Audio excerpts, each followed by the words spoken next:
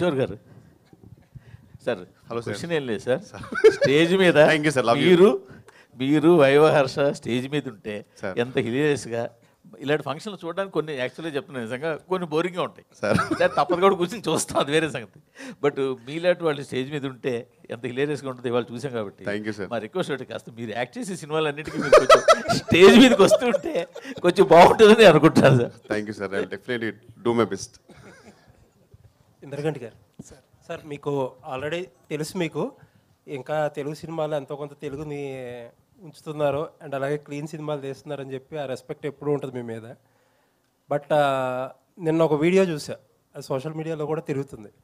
ఒక షోకి, ఓటీటీ షోకి మీరు వెళ్ళి ఆహనా పెళ్ళంట అనే క్లాసిక్ సాంగ్లో మహానటి సావిత్రి గారు చేసిన చాలా క్లీన్గా చేసిన ఒక పాటని చాలా వల్గర్గా పోర్ట్రే చేస్తే ఇంద్రగంటి గారు దాన్ని ఎంజాయ్ చేసినట్టు, ఎంకరేజ్ చేసినట్టు ఒక ఫీలర్ ఒక మాట మాట్లాడారు. అదంటే మిమ్మల్ని అభిమానించే వాళ్ళకి కొంచెం ఇబ్బందిగానే అనిపించింది. అంటే ఒకటి ఏంటంటేనండి, మేము సాధారణంగా అలాంటి షోస్ మేము అతిథుల కింద వెళ్తాము. వెళ్ళినప్పుడు పరిపూర్ణంగా మా అభిప్రాయాలు వ్యక్తపరిచే స్వేచ్ఛ అక్కడ ఉండదు.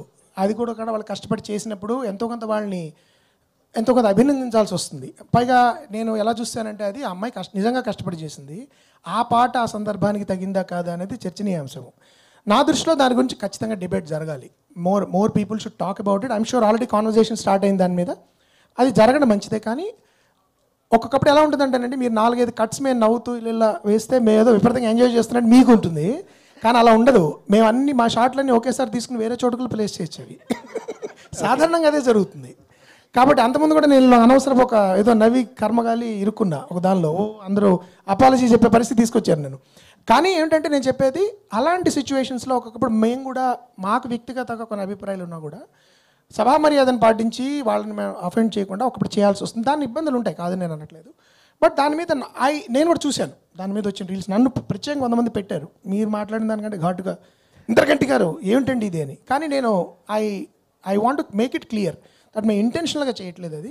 బట్ దాని మీద డిస్కషన్ ఖచ్చితంగా జరగాలి. ఎందుకు ఇలాంటి పాటలకి ఇలా జరుగుతుంది అనేది క్రియేటివ్ ఫ్రీడమ్. మళ్ళీ it's also an issue of creative freedom. మేము ఇంటర్ప్రిట్ చేస్తున్నాము అంటారు. నాకు వ్యక్తిగతంగా బెల్లీ డాన్స్ అంటే చాలా ఇష్టం. It's a great art form. కానీ మేబీ ఆ పాట దానికి కరెక్ట్ కాదేమో. ఇవన్నీ మేము అక్కడ చర్చించలేము అతిథులకి వెళ్ళి. అందుకని అంటే మీ మీద క్లీన్, నేను చెప్పిన పాయింట్ ఒకటి అయితే, ఇంకో పాయింట్ ఏంటంటే ఎటువంటి సందర్భానికైనా ఎటువంటి ప్రశ్నకైనా సరే మీ స్టైల్లో మీరు సమాధానం చెప్పగలరు. అలా దొరకకుండా ఏదన్నా ఒక అప్రిసియేషన్లో ఇంకోటో వాళ్ళకి అప్రిసియేషన్లో అనిపించేదో చేసేసి వచ్చి ఉంటే నాకు తెలిసి నేను చాలా డిఫరెంట్ అటెంప్ట్ అనేది చెప్పినట్టున్నానండి. అంటే పాపం అమ్మాయి దట్ గర్ల్ యాక్చువల్లీ, అంటే నేను ఆ పాట కాకుండా వేరే చేస్తుంటే I would have appreciated it. చెప్పాను కదా, దట్స్ అ వర్క్సమ్ సిచ్యువేషన్. మేము వెళ్ళి ఒక గంట సేపు టకటక వావ్ సూపర్ అనేవి పడ్డాయి అనుకోండి, వేరే అర్థం రావచ్చు. But yeah, I'm inviting. నేను అది పూర్తిగా ఎండార్స్ చేస్తున్నాను చెప్పను. నాకు చాలా చాలా చాలా ఇష్టమైన పాట, నాకు చాలా చాలా ఇష్టమైన సన్నివేశం సినిమా అది. బట్ ఇప్పుడు మోడర్న్ టైంలో ఎలా అవుతుందంటేనండి, people are interpreting in their own way. రకరకాల, ఇది క్రియేటివ్ ఫ్రీడమ్ పేరు, రకరకాల ఇంటర్ప్రిటేషన్స్ ఇస్తున్నారు. సో ఒకవేళ మనం దాని గురించి ఏమైనా విమర్శిస్తే, మీరు ఇప్పుడు చాలామంది సార్ మీరు అప్డేట్ అవ్వాలి సార్, మీరు అప్డేట్ అవ్వట్లేదండి, ఇంకా మీరు తెలుగు భాష అంటారేంటి, ఇంకా మీరు నేను ఎక్కడో కళ్ళు అని ఎవరో సరిగ్గా డబ్బింగ్ చెప్పకపోతే కళ్ళు అన్నారు. అంటే కళ్ళు అనేది మాకు ఒక పదార్థం ఉందండి, డ్రింక్ అది. కళ్ళు అనాలంటే ఈ రోజులు కూడా ఎవరు పట్టించుకుంటున్నారు సార్, మీరు మరీ చాదస్తున్నాను అన్నారు. అలాంటి టైంలో నేను అప్డేట్ అవ్వట్లేదేమో నాకు భయంగా ఉంది.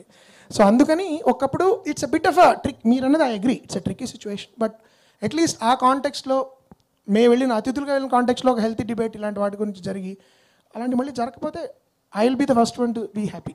థ్యాంక్ యూ అండి. కృష్ణప్రసాద్ గారు సార్, మీరు నాకు తెలిసినంత వరకు జాతకాలు, ఈ శకునాలు, కొంచెం మంచి చెడ్డ అన్నీ నమ్మకం